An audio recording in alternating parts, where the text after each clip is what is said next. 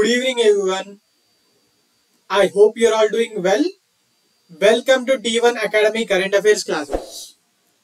ఈ రోజు current affairs classes లో భాగంగా మనం న్యూస్ లో ఉన్న కొన్ని ముఖ్యమైన అంశాల గురించి చర్చించుకుందాం. అవేంటంటే SR report, NGO Pratham foundation వాళ్ళు ఇచ్చే ఎస్ఆర్ రిపోర్ట్ నిన్న రాత్రి రిలీజ్ కావడం జరిగింది. మరి కాంపిటేటివ్ ఎగ్జామ్స్ ప్రిపేర్ అయ్యే విద్యార్థులకు అందరికీ తెలిసిన విషయమే కదా SR report exam point of వ్యూలో ఎంత ఇంపార్టెంటో.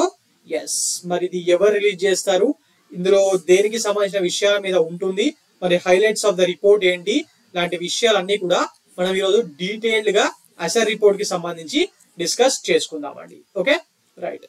యూనిఫామ్ సివిల్ కోడ్ ని మన భారతదేశంలోని ఒక రాష్ట్రం రీసెంట్ గా ఇంప్లిమెంట్ చేయడం స్టార్ట్ చేసింది. మరి అది అసలు ఏ రాష్ట్రము, అసలు యూనిఫామ్ సివిల్ కోడ్ అంటే ఏంటి, మరి ఇండియన్ కాన్స్టిట్యూషన్ లోని ఏ ఆర్టికల్ లో దీని గురించి ఉంది, ఇంకా దానికి సంబంధించిన విశేషాలు ఏంటి, అవన్నీ కూడా మనం ఈరోజు చూద్దాం. Next, WHO malaria free certification ని ఒక దేశానికి ఇవ్వడం జరిగింది. మరి అది ఏ దేశం, అసలు మలేరియా ఫ్రీ సర్టిఫికేట్ రావాలంటే ఏ క్రైటీరియాస్ ని పొంది ఉండాలి, మరి ప్రపంచంలో మలేరియా ఫ్రీ సర్టిఫికేషన్ పొందిన దేశాలు ఎన్ని ఉన్నాయి, దానికి సంబంధించిన విశేషాలన్నీ కూడా మనం ఈరోజు చూద్దాము. Okay, right. Next, election commission of India పెట్టి election commission of India start చేసి 75 years అయింది. మరి దానికి సంబంధించి మనకి ఎగ్జామ్ లో రావచ్చు. మరి అందుకోసమే దానికి సంబంధించిన విషయాలు, మరి అది ఏ ఆర్టికల్ కింద ఉంది ఇండియన్ కాన్స్టిట్యూషన్ లో, అలాంటివన్నీ కూడా మనం ఈరోజు చూద్దాం. ఓకే, ఫైనలీ నేషనల్ గేమ్స్ ని, డెహ్రాడూన్ లో జరుగుతున్న నేషనల్ గేమ్స్ ని మన prime minister of India mister Narendra Modi గారు ఇనాగ్రేట్ చేయడం జరిగింది. మరి దానికి సంబంధించిన విశేషాలు ఏంటో మనం ఈరోజు చూద్దాం. అండ్ ఫైనలీ కొన్ని MCQs ని కూడా మనం ఈరోజు డీల్ చేద్దాం. Okay, right. Coming on to the first topic, that is SR report 2024 report 2025 లో రిలీజ్ కావడం జరిగింది. ఇది దానికి సంబంధించిన బుక్ కాపీ ఒకసారి చూడండి, చాలా ఇంపార్టెంట్ అండి. ఎస్ఆర్ రిపోర్ట్ అనేది ఇది లేకుండా ఎగ్జామ్ లో క్వశ్చన్ అనేది ఉండదు. Okay, right. ఇది ఎవరు రిలీజ్ చేస్తారు, ఎస్ఆర్ రిపోర్ట్ అంటే ఏం చెప్తారు, దీని మీద కూడా క్వశ్చన్స్ చాలా సార్లు వచ్చాయి. ఎన్జిఓ ప్రథమ్ ఫౌండేషన్ రిలీజ్ చేస్తుంది. ఎస్ఆర్ రిపోర్ట్ ఎవరు రిలీజ్ చేస్తారని చెప్పి జనరల్ గా నీతి ఆయోగ్ ఆప్షన్ ఇస్తాడు. తెలియని వాళ్ళు నీతి ఆయోగ్ వేసి రిలీజ్ చేస్తుంది కదా, హైయెస్ట్ డిసిషన్ మేకింగ్ బాడీ ఇండియాలో అని చెప్పి అది పెట్టేస్తా ఉంటారు. కానీ NGO Pratham foundation is the correct answer అండి. ఇది ఎస్ఆర్ అంటే annual status of education report అని చెప్పి అర్థము. ఎస్, దాన్ని ప్రథమ్ ఫౌండేషన్ వాళ్ళు రిలీజ్ చేస్తా ఉంటారు. మరి ఇందులో ఏముంటాయంటే మన స్కూల్లో, ముఖ్యంగా రూరల్ ఇండియాలో ఉన్న స్కూల్స్ లో ఆ విద్యార్థుల యొక్క లెర్నింగ్ అవుట్కమ్స్, వాళ్ళు ఏం నేర్చుకుంటున్నారు, దట్ ఈస్ ముఖ్యంగా ఈ మధ్య ఫౌండేషనల్ లిటరసీ అండ్ న్యూమరసీని టెస్ట్ చేయడం జరుగుతుంది. అంటే basic arithmetic and English skills ని అందులో టెస్ట్ చేస్తున్నారు.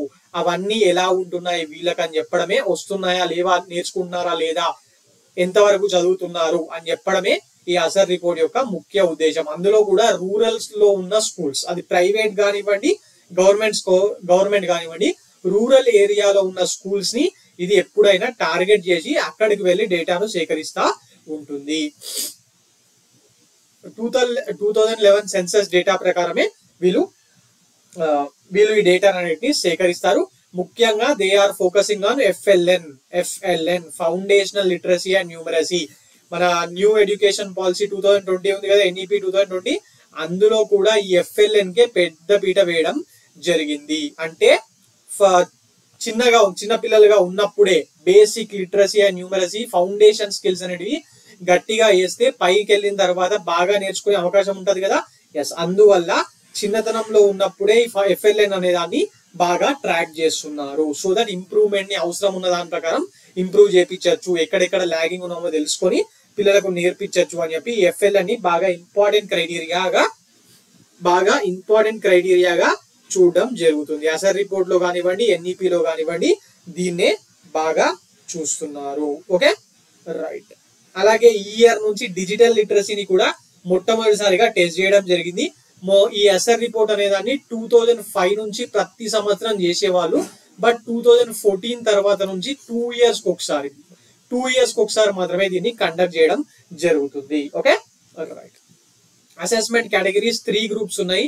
Pre primary, elementary, older children ఈ ఏజ్ గ్రూప్ లో డిఫరెంట్ గా చేస్తా ఉంటారు.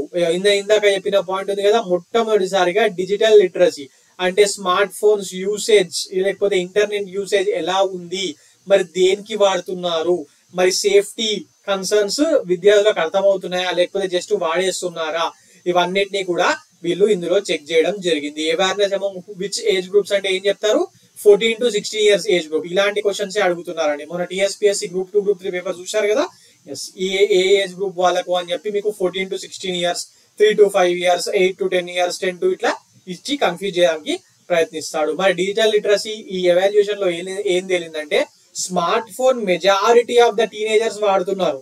కాకపోతే ఇందులో చదువుకోవడానికి దట్ ఈస్ ఎడ్యుకేషనల్ పర్పసెస్ కి వాడే వాళ్ళకన్నా ఆ ఇన్స్టాగ్రామ్లు, ఆ స్నాప్చాట్లు ఇవి వాడేటోళ్ళే ఎక్కువ ఉన్నారు అని చెప్పి ఈ రిపోర్ట్ లో తేలడం జరిగింది. ఆ పర్సెంటేజ్ కూడా చూడండి, 14 to 16 years of age group వాళ్ళకు 89% of the youth are students are using smart phones. But among them 89% లో ఎక్కువగా 76% పీపుల్ సోషల్ మీడియా కోసం వాడుతున్నారు. ఓన్లీ 57% అయినా ఎడ్యుకేషన్ కోసం వాడడం జరుగుతుంది. ఓకే, పర్లేదు, 57 వాడుతున్నా గ్రేటే మన ఇండియన్ స్టాండర్డ్స్ కి, right? Yes. So key data insights from ASER report. అసలు 2024 లో ఈ రిపోర్ట్ ఏం చెప్తుందో చూద్దాం. First point, reading skills recovery అంటున్నాడు. అదేంటి అంటే 2020లో కరోనా వచ్చిన తర్వాత మన దేశంలో ఆన్లైన్ ఎడ్యుకేషన్ అని చెప్పి స్టార్ట్ చేశారు, రైట్? అర్బన్ లో నడిచింది, బట్ రూరల్ ఏరియాస్ లో ఇన్ఫ్రాస్ట్రక్చర్ ఎక్కడ ఉంది, లేదు కదా, ప్లస్ అలవాటు లేదు కదా స్టూడెంట్స్ అప్పటికి. సో ఈ రీడింగ్ స్కిల్స్ అనేవి చాలా పడిపోవడం జరిగింది. బట్ ఈ ఇయర్ తీసిన రిపోర్ట్ లో కంపారిటివ్లీ అది ఇంక్రీజ్ అయిందంట. ఆ కరోనా వల్ల పడిపోయిన స్టాండర్డ్స్ అనేటివి మళ్ళీ ఇప్పుడు ఇంప్రూవ్ కావడం జరిగింది అని చెప్పి రిపోర్ట్ చెప్తుంది. దానికి వాళ్ళు పర్సెంటేజ్ కూడా ఇచ్చారు, ఎంత ఇంప్రూవ్ అయింది ఏంటంటే 16.3% నుంచి 23.4% కి ఇంక్రీజ్ అయింది. Class 3 students, third class students యొక్క రీడింగ్ ఎబిలిటీ అనేది ఇంత పర్సెంటేజ్ వరకు ఇంప్రూవ్ అయ్యింది, ఇంత పర్సెంటేజ్ మంది ఇంప్రూవ్ అయ్యింది అని చెప్పి వీళ్ళు చెప్పడం జరుగుతుంది. అలాగే arithmetic skills growth, third class కి వచ్చి మినిమం అడిషన్స్, సబ్స్ట్రాక్షన్స్ చేయగలిగిన వాళ్ళ పర్సెంటేజ్ 28.1% నుంచి 33.7% కి పెరిగిందంట. మనకి ఈ పర్సెంటేజ్ అడగడు కానీ ఈ రీడింగ్ స్కిల్స్ రికవరీ ఉన్నది కరోనా తర్వాత, ఇప్పుడు అసర్ రిపోర్ట్ ప్రకారం అర్థమెటిక్ స్కిల్స్ గ్రోత్ ఉన్నది, ఇది తెలియాలి. అలాగే స్టేట్ వైజ్ ప్రోగ్రెస్, అన్ని states same percentage of increase చూపించలేదు. గుజరాత్ లాంటి రాష్ట్రాలు, యూపీ, ఉత్తరాఖండ్, తమిళనాడు, సిక్కిం, మిజోరాం లాంటి రాష్ట్రాల్లో 10% ఇంప్రూవ్మెంట్ ఉంది. హిమాచల్ ప్రదేశ్ లాంటి రాష్ట్రాల్లో 5% మాత్రమే ఇంప్రూవ్మెంట్ ఉండడం జరిగింది. Okay, right. Smart phone access ఇందాకే మాట్లాడుకున్నాం. గవర్నమెంట్ వర్సెస్ ప్రైవేట్ స్కూల్, మనకు తెలిసిందే గవర్నమెంట్ స్కూల్స్ కి ప్రైవేట్ స్కూల్స్ కి మధ్య ఎడ్యుకేషన్ లో, లెర్నింగ్ క్యాపబిలిటీస్ లో, టీచింగ్ మెథడ్స్ లో అన్నిట్లో చాలా గ్యాప్ ఉంటుంది మనకు తెలిసిందే కదా. బట్ ఈ అసర్ రిపోర్ట్ ఏం చెప్తుందంటే ఆ గ్యాప్ అనేది వైడెన్ అవ్వట్లేదు, తగ్గుతోంది మెల్లమెల్లగా అని చెప్పి చెప్పడం జరుగుతుంది. ఎందుకంటే స్టేట్స్, చాలా state governments, for example Telangana కానివ్వండి, ఆంధ్రప్రదేశ్ కానివ్వండి, ప్రైమరీ ఎడ్యుకేషన్ లో మాత్రమే కాకుండా దాని తర్వాత టెక్నికల్ ఎడ్యుకేషన్, హైయర్ ఎడ్యుకేషన్ అన్నిట్లో ఫండ్స్ ఫ్లో అనేది ఉంది. టీచర్స్ ని గమనిస్తున్నారు, ఏం చెప్తున్నారు ఏంటి అని ఇన్ఫ్రాస్ట్రక్చర్ ప్రొవైడ్ చేయడం. మీరు ఇప్పుడు స్కూల్స్ కి వెళ్తే చాలా గవర్నమెంట్ స్కూల్లో రోబోటిక్ ల్యాబ్స్ కూడా ఉన్నాయి. అది అందరూ నేర్చుకుంటున్నారని నేను చెప్పాను, కానీ మనం చదువుకునే టైంలో రోబోటిక్స్ ల్యాబ్స్ ఎప్పుడు లేకుండే కదా. But now robotic labs are also present in private, even in government schools also. Okay, right. Positives from ASER report 2024 ASER report లో ఎడ్యుకేషన్ కి సంబంధించి అసలు ఏమేమి ఇంప్రూవ్మెంట్స్ ఉన్నాయి అని చెప్పి ఈ రిపోర్ట్ తెలియజేసింది. అంటే ముఖ్యంగా FLN స్కిల్స్, ఇందాక నేను చెప్పాను కదా foundational literacy and numeracy skills గురించి, FLN స్కిల్స్ గురించి ఇక్కడ మాట్లాడుకున్నాం. Yes, foundation literacy and numeracy skills అనేవి కోవిడ్ టైంలో బాగా పడిపోవడం జరిగింది. బట్ ఆఫ్టర్ కోవిడ్ ఈ 2024 వచ్చేసరికి దే హ్యావ్ ఇంప్రూవ్డ్. మీరు ఎప్పుడన్నా మొన్న గ్రూప్ 4 జాయిన్ అయిన వాళ్ళు ఎవరైనా ఎడ్యుకేషన్ డిపార్ట్మెంట్ లో జాయిన్ అయి ఉంటే మీకు డిఈఓస్ పిలిచి 1 month కి ఒకసారి రివ్యూ మీటింగ్ పెడతారు. అక్కడ ఎప్పుడైనా ఈ FLN స్కిల్స్ ఇంప్రూవ్మెంట్ గురించే మాట్లాడుతూ ఉంటారండి. ఎందుకంటే సెంట్రల్ గవర్నమెంట్ యొక్క టార్గెట్ ఉంది, న్యూ ఎడ్యుకేషన్ పాలసీ 2020 యొక్క టార్గెట్ కూడా ఉంది, saying that FLN foundational literacy and numeracy improve చేయాల్సిందే అని చెప్పి వాళ్ళకు టార్గెట్స్ ఉన్నాయి. సో ఈ FLN స్కిల్స్ మీద బాగా టార్గెట్ చేస్తున్నారు. ఓకే, అందువల్ల ఇది ఇంప్రూవ్ కావడం జరిగింది. గవర్నమెంట్ స్కూల్స్ లో enrolment stabilisation. Yes, government schools లో ప్రీ పాండమిక్ లెవెల్స్ తో కంపేర్ చేసుకుంటే మెల్లమెల్లగా ఈ చిల్డ్రన్ ఎన్రోల్మెంట్ అనేది పెరుగుతుంది. ఫర్ ఎగ్జాంపుల్ మన తెలంగాణలో తీసుకోండి, కేసీఆర్ గారు గవర్నమెంట్ ఉన్నప్పుడు ప్రవేశపెట్టిన గురుకులాస్ ఇప్పుడు రేవంత్ రెడ్డి గవర్నమెంట్ వచ్చిన తర్వాత కూడా అలాగే మెయింటైన్ చేస్తున్నారు. వాటి వల్ల చిల్డ్రన్ ఎన్రోల్మెంట్ అనేది ప్రైవేట్ స్కూల్స్ లో నుంచి, అంటే హైదరాబాద్ లాంటి సిటీస్ లో జరగకపోవచ్చు, బట్ డిస్ట్రిక్ట్స్ లో ప్రైవేట్ స్కూల్స్ నుంచి గవర్నమెంట్ గురుకులాస్ లోకు చాలా మంది జాయిన్ అవుతున్నారు. Okay, right. Next, stronger teacher training. Yes, teachers కి ట్రైనింగ్ కేపబిలిటీస్ మీద ఈ FLN ట్రైనింగ్ మీద ఎప్పటికప్పుడు రిసోర్సెస్ ప్రొవైడ్ చేయడము, డిజిటల్ టెక్నాలజీస్ వాడి వాళ్లకు ట్రైనింగ్ ఇప్పివ్వడం అనేది చాలా స్టేట్స్ లో జరుగుతుంది. మన దగ్గర కూడా ఇంగ్లీష్ మీడియం స్కూల్స్ పెట్టిన తర్వాత, గవర్నమెంట్ లో ఇంగ్లీష్ మీడియం చెప్తున్న తర్వాత అప్పటి వరకు మొత్తంగా తెలుగులో మాత్రమే చదువుకున్న ఉపాధ్యాయులకు కూడా ఇంగ్లీష్ లో ట్రైనింగ్ ఇప్పించారు. ది స్ట్రాంగ్ టీచర్ ట్రైనింగ్ అనేది కొనసాగుతుంది. ఎందుకంటే టీచర్ కి మంచిగా వస్తేనే కదండి స్టూడెంట్ కి అర్థమయ్యేటట్టు చెప్పేది, right? Yes. Next, better digital literacy. మీరు ఈవెన్ నార్మల్ పల్లెటూరులో ఉన్న ఒక ప్రైమరీ స్కూల్ కి వెళ్ళినా కూడా ఇంటర్నెట్ ఫెసిలిటీ అనేది గవర్నమెంట్ నుంచి అవైలబిలిటీ ఉందండి.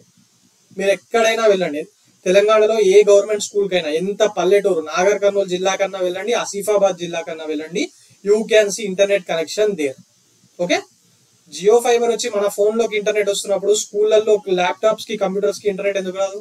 Yes, they have made it sure that internet facility is available for 100% of schools across India. మరి ఇండియా మొత్తం ఇంప్లిమెంట్ అవుతుందని నేను చెప్పలేను, కానీ మన స్టేట్స్ లో మాత్రం ఇంప్లిమెంటేషన్ ఉంది. And better digital literacy, even this ASER report also says that 92.1% of the people ఈ డిజిటల్ లిటరసీని స్కూల్స్ లో వాడుతున్నారు, రైట్?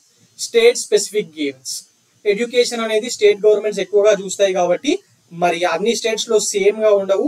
కాకపోతే యూపీ లాంటి, బీహార్ లాంటి too much under developed states, education అంటేనే తెలియని స్టేట్స్ లో ఇంప్రూవ్మెంట్ అనేది బాగా జరుగుతుంది. కాబట్టి ఆటోమేటిక్ గా నెక్స్ట్ మన 2021 సెన్సస్ వచ్చినప్పుడు మనం చూడొచ్చు మన లిటరసీ లెవెల్స్ కూడా పెరుగుతాయి. Okay, right. నెక్స్ట్, ఇది మరి దీనికోసము ఇండియాలో FLN రేట్ పెరగడానికి లేకపోతే ఎడ్యుకేషన్ పెరగడానికి గవర్నమెంట్ తీసుకుంటున్న ఇనిషియేటివ్స్ ఏంటి? ఇందాక మనం మాట్లాడుకున్నాం నేషనల్ ఎడ్యుకేషనల్ పాలసీ. దీని మీద క్వశ్చన్ ఖచ్చితంగా వస్తుందండి ఎగ్జామ్ లో. మొన్న కూడా వచ్చినట్టుంది గ్రూప్ 3 లో. నేషనల్ ఎడ్యుకేషన్ పాలసీ మీద ఖచ్చితంగా క్వశ్చన్స్ అడుగుతారు. PM శ్రీ స్కూల్స్, ప్రధానమంత్రి గారి పేరు మీద PM శ్రీ స్కూల్స్ స్టార్ట్ చేశారు. బేటీ బచావో బేటీ పడావో అని చెప్పి ఆడవాళ్ళకు సపరేట్ చదువు చెప్పించడం మీద శ్రద్ధ చూపిస్తున్నారు. ఇక మిడ్ డే మీల్ స్కీమ్ ఎప్పటి నుంచో ఉందండి. స్వతంత్రం వచ్చిన తర్వాత ఫస్ట్ తమిళనాడులో స్టార్ట్ అయింది. ది గ్రేట్ కామరాజ్ నాడార్ గారు స్టార్ట్ చేయించడం జరిగింది. బట్ ఇప్పుడు ఇండియా లెవెల్లో మన్మోహన్ సింగ్ గారు వచ్చిన తర్వాత మిడ్ డే మీల్ స్కీమ్ అనేది ఇండియా వ్యాప్తంగా పెట్టించడం జరిగింది. ఓకే, సర్వశిక్ష అభియాన్ మధ్యలో బంద్ అయింది, మళ్ళీ ఇప్పుడు కొంచెం వేరే పేరు పెట్టి తీసుకొచ్చారు. National programme and technology enhance learning, ఇట్లా చాలా స్కీమ్స్ ఉన్నాయి. మన ఇండియాలో ఎడ్యుకేషన్ సెక్టర్ కి సంబంధించి దేర్ వేర్ ఆల్వేస్ స్కీమ్స్, దాని ఇంప్లిమెంటేషన్ లో ప్రాబ్లం ఉంటుండే. బట్ ఈ మధ్య ఇంప్లిమెంటేషన్ కూడా బాగా జరుగుతుంది. Okay, right. మరి వే ఫార్వర్డ్, ఇంకా ఇంప్రూవ్మెంట్ కనిపించాలంటే ఏం చెయ్యాలి? What are the things we have to do to increase more అంటే మళ్ళీ చూడండి, స్ట్రెంగ్తెన్ ఫౌండేషనల్ లిటరసీ ప్రోగ్రామ్స్.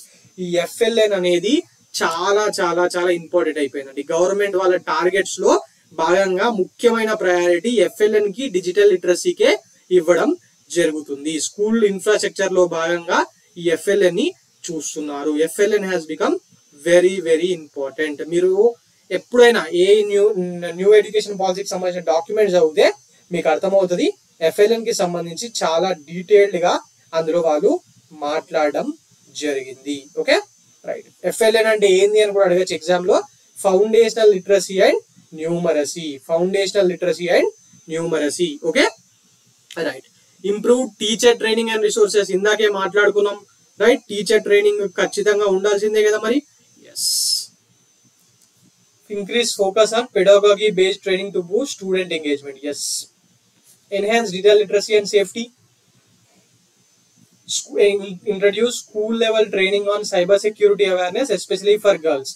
అందరూ డిజిటలీ చిన్నపిల్లలు కూడా ఫోన్లు వాడేస్తున్నారు, బట్ సైబర్ సెక్యూరిటీ అనేది ఇంపార్టెంట్ కదా.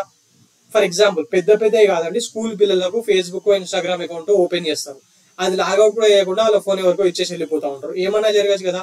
అలాంటివి ఆ బేసిక్ థింగ్స్ నేర్పిస్తా ఉంటారు. ఫౌండేషనల్ లిటరసీ అంటే ఏం లేదండి, జనరల్ గా బేసిక్ రీడింగ్ కేపబిలిటీస్ ని ఇంప్రూవ్ చేయడం, బేసిక్ అర్థమెటిక్ స్కిల్స్ ని అంటే మ్యాథమెటికల్ స్కిల్స్ ని ఇంప్రూవ్ చేయడం, బేసిక్ రైటింగ్ అలాంటివి ఇంప్రూవ్ చేయడం. మన దగ్గరనే తెలంగాణ లాంటి డెవలప్డ్ రాష్ట్రాల్లో కూడా 8th క్లాస్కి వచ్చి ఇంకా సొంతంగా వాళ్ళ తల్లిదండ్రుల పేరుని రాయడము లేకపోతే వాటిని గుర్తుపట్టడము తెలియని వాళ్ళు స్టూడెంట్స్ చాలా మంది ఉన్నారు. మరి అలాంటి వాళ్ళని ఇంప్రూవ్ చేయడానికే ఈ ఫౌండేషనల్ లిటరసీ, పేరుకు పాస్ చేసుకుంటా ముందట కూతురు కానీ చదువు రావట్లేదు అని చెప్పి ఈ ఫౌండేషనల్ లిటరసీ మీద చాలా చాలా ఎక్కువగా ఫోకస్ చేయడం జరిగింది. Okay right. Focus on state specific interventions, yes, ఎందుకంటే లో పర్ఫార్మింగ్ స్టేట్స్ ఉన్నాయి, జమ్మూ కాశ్మీర్ కానీ నాగాలాండ్ కానీ, వాళ్ళకు అంటే మనకు ఒక సామెత ఉంది కదా,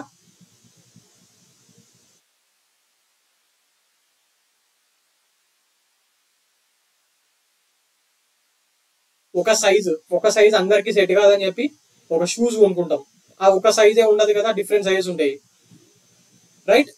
అందువల్ల ఏ స్టేట్ స్పెసిఫిక్ ఆ స్టేట్ ఇంటర్వెన్షన్స్ డిఫరెంట్ ప్రోగ్రామ్స్ ని డిజైన్ చేయడం జరుగుతుంది. Okay right.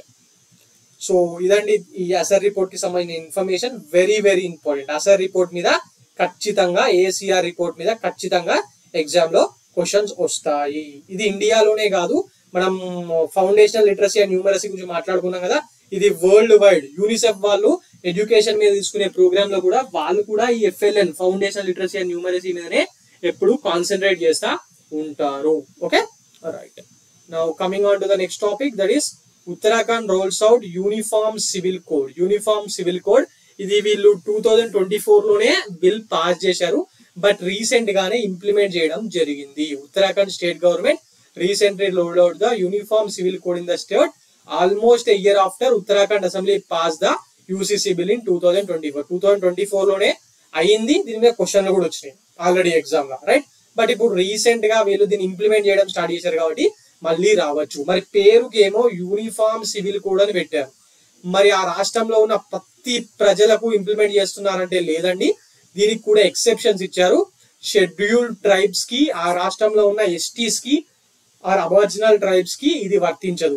అలాగే ఆ స్టేట్ కి సంబంధించి నేటివ్స్ ఉండి మళ్ళీ వేరే రాష్ట్రాల్లో బతుకుతూ ఉంటే వాళ్లకు ఇది వర్తించదు. ఎందుకు ఇలాంటి ఎక్సెప్షన్స్ ఎందుకు ఇచ్చారంటే, మన దేశంలో అందరం యూనిఫామ్స్ గా లేమండి, మన పండుగలు వేరే, మన జీవన విధానం వేరే. ఫర్ ఎగ్జాంపుల్ మన తెలంగాణలో చూసుకున్న రిలీజియన్ ని ఫాలో అయ్యే పద్ధతి కూడా హిందూయిజం లోనే చాలా డిఫరెంట్ టైప్స్ లో ఫాలో అయ్యే వాళ్ళు ఉన్నారు, రైట్. ఒక్కొక్కరు ఒక్కొక్కలాగా ఫాలో అవుతారు. So you can do everything in uniform sense. అందువల్లనే ఎంత ట్రై చేసినా కూడా ఇక్కడ ఉత్తరాఖండ్ లో STs కి ఇవ్వాల్సి వచ్చింది. Okay right. నౌ ఇందులో ఇంకేం చెప్పారంటే, online registration of marriages, divorce and live in relationships are mandatory. మీరు పెళ్లి చేసుకుంటే మనం ఇప్పుడు సబ్ రిజిస్టర్ ఆఫీస్ కి సంతకాలు పెడతాం కదా, అంటే బయట మ్యారేజ్ చేసుకున్న సబ్ రిజిస్టర్ ఆఫీస్కి వెళ్ళి సర్టిఫికేట్ తీసుకుంటాం కదా, దానికి సంబంధించి ఖచ్చితంగా ఆన్లైన్ రిజిస్ట్రేషన్ చేయించుకోవాలి. మ్యారేజ్ మాత్రమే కాదు, విడాకులు తీసుకున్నా కూడా చేయించుకోవాలి. అండ్ స్పెసిఫిక్ గా 3వ కేటగిరీ మన బాంబే, హైదరాబాద్ లాంటి మేజర్ సిటీస్ లో మాత్రమే ఉండే లివ్ ఇన్ రిలేషన్షిప్ కాన్సెప్ట్ కూడా ఆన్లైన్ రిజిస్ట్రేషన్ చెయ్యాలి అని చెప్పి వీళ్ళు ఈ బిల్లో పొందుపరచడం జరిగింది. మరి దీని లివ్ ఇన్ రిలేషన్షిప్ ని ఇంకా సొసైటీ ఏదో సిటీస్ లో కొన్ని సిటీస్ లో యాక్సెప్ట్ చేస్తున్నారు కానీ డిస్ట్రిక్ట్స్ లోనూ మెజారిటీ ఏరియాస్ లో యాక్సెప్ట్ చేయరు. బట్ వీళ్ళు ఇందులో తీసుకొచ్చింది ఏంటంటే, లివ్ ఇన్ రిలేషన్షిప్ ని రిజిస్టర్ చేసుకున్న ఉత్తరాఖండ్ స్టేట్ వాసులకు ఎవరైనా కూడా ఇల్లు అద్దెకి ఇవ్వమంటే నడవదు, ఖచ్చితంగా అద్దెకి ఇవ్వాల్సిందే అని చెప్పి కూడా ఈ బిల్లో పెట్టడం జరిగింది. మరి చూడాలి ఎంతవరకు ఇంప్లిమెంట్ అవుతుందో. Okay right. మరి ఇదే ఫస్ట్ స్టేట్ ఇండియాలో యూసీసీని ఇంప్లిమెంట్ చేస్తున్న స్టేట్ కాదు కదా. ఆల్రెడీ గోవాలో పోర్చుగీస్ వాళ్ళు గోవాను రూల్ చేస్తున్నప్పుడే 1867 నుంచి ఉంది. మరి దాని తర్వాత వాళ్ళు అలాగే కంటిన్యూ చేస్తున్నారు గోవా. మరి ఇప్పుడు రీసెంట్ గా చేసింది ఎవరంటే ఉత్తరాఖండ్. ఓకే మరి which article speaks about uniform civil code in India అంటే ఇండియన్ కాన్స్టిట్యూషన్ లో DPSPs లో భాగంగా ఆర్టికల్ 44 లో మనకు యూనిఫామ్ సివిల్ కోడ్ అని ఉంటుంది. ఈ ఆర్టికల్ మీద హండ్రెడ్స్ ఆఫ్ టైమ్ ఎగ్జామ్ లో క్వశ్చన్స్ ఇవ్వడం జరిగింది. మరి ఈ ఉత్తరాఖండ్ దీనికి సంబంధించి ఒక కమిటీ చేశారు, రంజనా ప్రకాష్ కమిటీ. వాళ్ళు ఇచ్చిన గైడ్ లైన్స్ ప్రకారం ఆ ఎక్స్పర్ట్ కమిటీ యొక్క రిపోర్ట్ ప్రకారమే దీన్ని ఇంప్లిమెంట్ చేయడం జరుగుతుంది. ఇక కీ హైలైట్స్ ఇందాక చెప్పాను కదా, ఇలా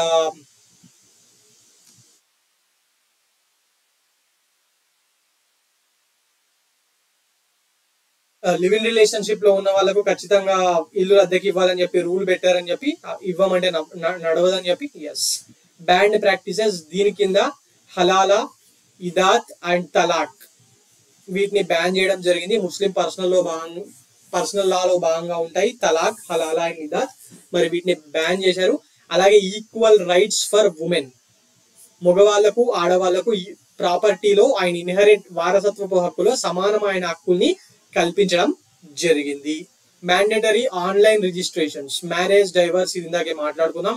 marriage laws, legal marriage age already ఇండియాలో ఉన్నదే, ఇక్కడ కూడా పెట్టారు, కాకపోతే అందరికీ ఫాలో కావాల్సిందే.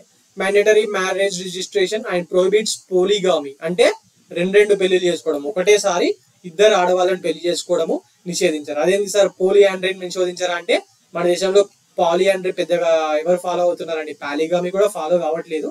బట్ యాజ్ పర్ రూల్ నేను పెట్టడం జరిగింది. అలాగే చైల్డ్ మ్యారేజెస్ ని ప్రొహిబిట్ చేశారు, ట్రిపుల్ తలాక్ ని ప్రొహిబిట్ చేయడం జరిగింది.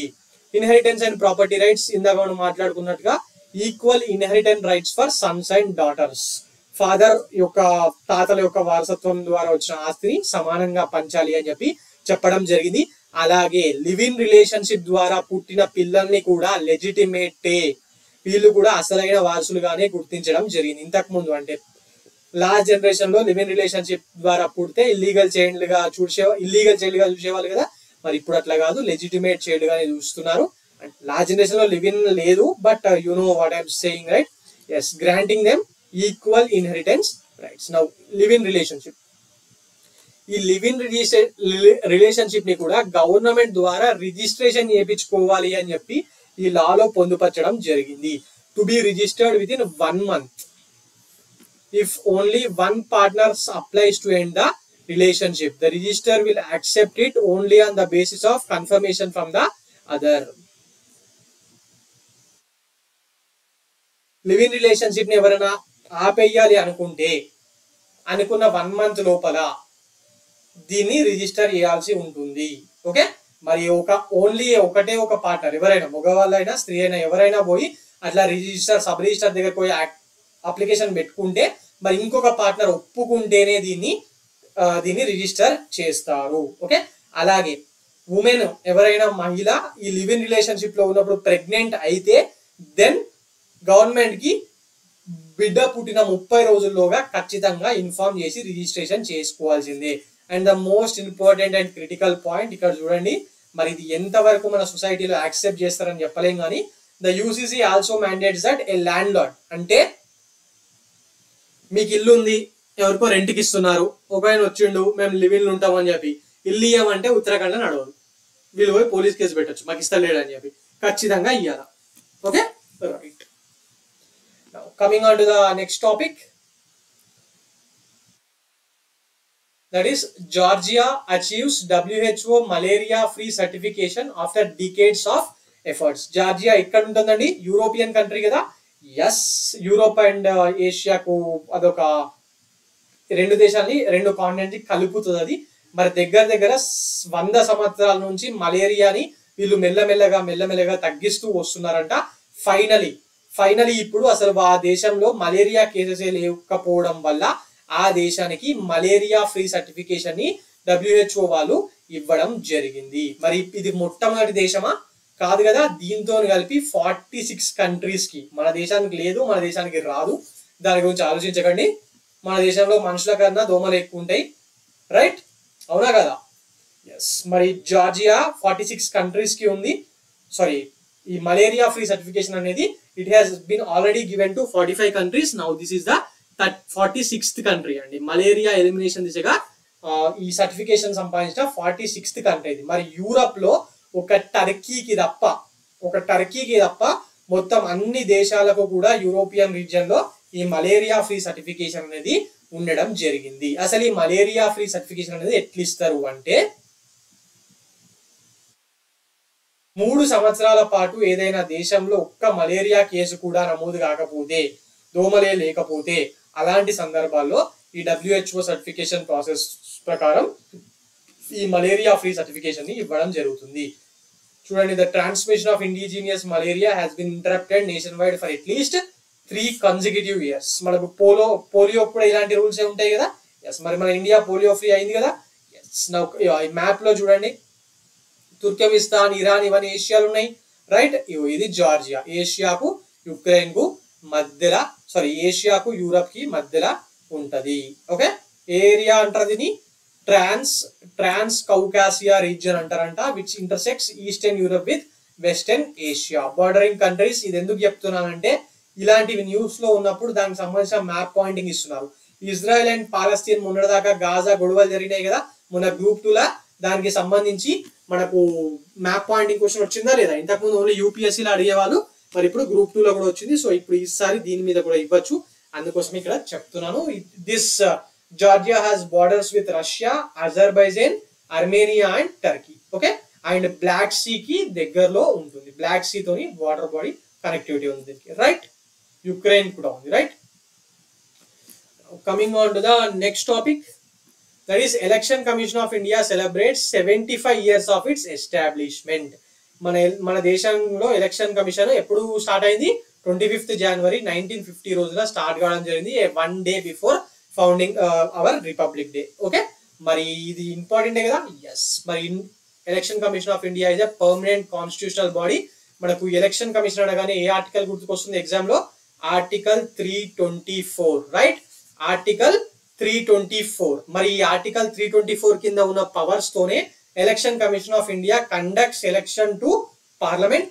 మన పార్లమెంట్ ఎలక్షన్స్, లోక్సభ ఎలక్షన్స్ వస్తాయి కదా, అవి, స్టేట్ అసెంబ్లీ ఎలక్షన్స్, అలాగే whenever you see the election to the president and vice president, ఇవన్నిటినీ కూడా ఆర్టికల్ 324 కింద ఉన్న పవర్స్ తోనే ఎలక్షన్ కమిషన్ ఆఫ్ ఇండియా వాళ్ళు జరిపిస్తా ఉంటారు. అదే ఎలక్షన్ కమిషన్ ఆఫ్ ఇండియాకు మన మున్సిపల్ అండ్ పంచాయతీ ఎలక్షన్స్ నిర్వహించే పవర్ ఉండదు. దానికి సపరేట్ గా స్టేట్ ఎలక్షన్స్ కమిషన్స్ ఉంటాయి, స్టేట్ ఎలక్షన్ కమిషన్ ఉంటాడు, వాళ్ళు నిర్వహిస్తా ఉంటారు. Then what about the composition? మీరు న్యూస్ చదువుతా ఉంటే చీఫ్ ఎలక్షన్ కమిషనర్ కనిపిస్తా ఉంటాడు కదా ఎప్పుడు. Yes, chief election commissioner, and ఆయనతో పాటు ఇంకా ఎంతమంది ఎలక్షన్ కమిషనర్ ఉండాలి అనేది ప్రెసిడెంట్ ఫిక్స్ చేస్తాడండి. ఇప్పుడు 2 ఉన్నారు, కానీ అది మ్యాండేటరీ కాదు. 2 ఉండొచ్చు, 3 ఉండొచ్చు, 4 ఉండొచ్చు, ఎంతమంది అయినా ఉండొచ్చు. That power resides with president. Okay, right. మరి ప్రెసిడెంట్ వీళ్ళని అపాయింట్ చేస్తాడు. మరి వీళ్ళ ఏజ్, టెన్యూర్, ఇవి ఇంపార్టెంట్ కదా. Yes, tenure 6 years or 65 years వచ్చే వరకు ఏదన్నా ఫస్ట్ వచ్చిన వాళ్ళకు అవుతుంది, రైట్. ఇక normal status, salaries and perks అవి సుప్రీం కోర్ట్ జడ్జి లానే ఉంటాయి. మరి వీళ్ళని తీసేయాలనుకున్న ఒక సుప్రీం కోర్ట్ జడ్జిని తీసేస్తే ఎట్లా, ఏ grounds, on which grounds Supreme Court judges are removed, on the same grounds the chief election commissioner or election commissioners will be removed. So what are the keys achievements of election commission of India? ఇంత పెద్ద దేశం, 140 కోట్ల జనాభా, అందులో 100 కోట్ల మంది ఓటర్లు. ఇంతమంది ఓటర్లు ఏ దేశంలో లేనంత జనాభా, మన వేరే దేశాల్లో ఉన్న జనాభా కన్నా మన దేశంలో ఉన్న ఓటర్ల సంఖ్య ఎక్కువ కదా. మరి అలాంటి దగ్గర కూడా వీళ్ళు హై ఎఫిషియన్సీ ట్రాక్ రికార్డ్ తోని ఎలక్షన్స్ నిర్వహించడం జరుగుతుంది. ఇప్పటి వరకు 18 Lok Sabha elections, 400 state legislative assembly elections ని సక్సెస్ఫుల్ గా రిజిస్ట్రేషన్ చేయడం జరిగింది. అలాగే ఎలక్టోరల్ రిజిస్ట్రేషన్ రీసెంట్ గానే 100 crores రిజిస్టర్డ్ ఓటర్స్ ఉన్నట్టు నమోదు చేసుకోవడం జరిగింది. మరి దాంట్లో కూడా ప్రతి 1000 మంది మగవాళ్లకు ఆడవాళ్ళు ఓటర్లు ఇంతకుముందు 928 ఉంటుండే, రీసెంట్ గా ఇది 948 కి పెరగడం జరిగింది. And check on criminalisation of politics, ఇది అచీవ్మెంట్ అని చెప్తారు, బట్ ఎంత వరకు అయింది గ్రౌండ్ లెవెల్లో అనేది మనం చెప్పలేము, రైట్. ఇక ఓటర్ ఇనిషియేటివ్స్, రీసెంట్ గా ముసలి వాళ్ళకు 80+ ఆర్ 75+ దాటిన వాళ్ళకు ఇంట్లో నుంచే ఓటు వేసే సదుపాయం అనుకోండి, లేకపోతే ఈవీఎంస్ అనుకోండి, సాక్ష్యం యాప్, పీడబ్ల్యూడీస్ కోసం సాక్ష్యం యాప్ తీసుకురావడం అనుకోండి, ఇలా different initiatives Election commission of India వాళ్ళు తీసుకురావడం జరిగింది. What are the major functions? ఏంది ఇలా ఇంపార్టెంట్ డ్యూటీస్ ఏంటంటే ఎలక్షన్ నిర్వహించడం, రైట్. ఎలక్షన్ నిర్వహించడం, ఆ టైంలో model code of conduct, last time elections టైంలో మోడల్ కోడ్ ఆఫ్ కండక్ట్ ని దాటారని చెప్పి రాహుల్ గాంధీ గారికి నోటీస్ కూడా ఇచ్చారు కదా. Yes, model code of conduct ని వీళ్ళు అమలు చేయడానికి ప్రయత్నిస్తూ ఉంటారు. అలాగే పొలిటికల్ పార్టీస్ యొక్క రిజిస్ట్రేషన్. ఫర్ ఎగ్జాంపుల్ మొన్ననే మన పవన్ కళ్యాణ్ గారు పెట్టిన జనసేన పార్టీ ఉంది, దానికి రిజిస్ట్రేషన్ ఎవరు ఇచ్చారు? ఎస్, ఇది పొలిటికల్ పార్టీ అని చెప్పి ఆయన ఎవరి దగ్గర రిజిస్ట్రేషన్ కోసం పోయిండు? Election commission of India. ఇలాంటి అన్ని కూడా వాళ్ళు చేస్తూ ఉంటారు. అలాగే ఎలక్షన్ అయిపోయిన తర్వాత ఏమైనా తప్పులు జరిగితే డిస్క్వాలిఫికేషన్స్ విషయాల్లో కూడా వీళ్ళ దగ్గరికి వెళ్ళి అడ్వైస్ తీసుకున్న తర్వాతనే సుప్రీంకోర్టు యాక్ట్ చేయడం జరుగుతుంది. Okay, right. Now coming on to the next topic, that is prime minister Narendra Modi inaugurates 38th national games in Dehradun. మన దేశంలో నేషనల్ గేమ్స్ ప్రతి సంవత్సరం నిర్వహిస్తున్నారు. మరి ఇది జరిగేది ఈసారి 38th నేషనల్ గేమ్స్ అండి. This are been held in Uttarakhand, Dehradun. ఒక దిక్కు ఉత్తరప్రదేశ్ లో మహాకుంభమేళ జరుగుతుంటే ఇంకో దిక్కు పక్క రాష్ట్రమైన ఉత్తరాఖండ్ లో నేషనల్ గేమ్స్ నిర్వహిస్తున్నారు. Okay, right.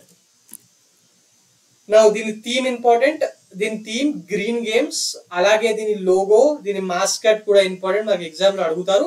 మాస్కట్ ఏమో మౌలి. మౌలి అంటే ఏం లేదండి, ఉత్తరాఖండ్ స్టేట్ బర్డ్ అంట. మరి మాస్కట్ మౌలిని పెట్టారు.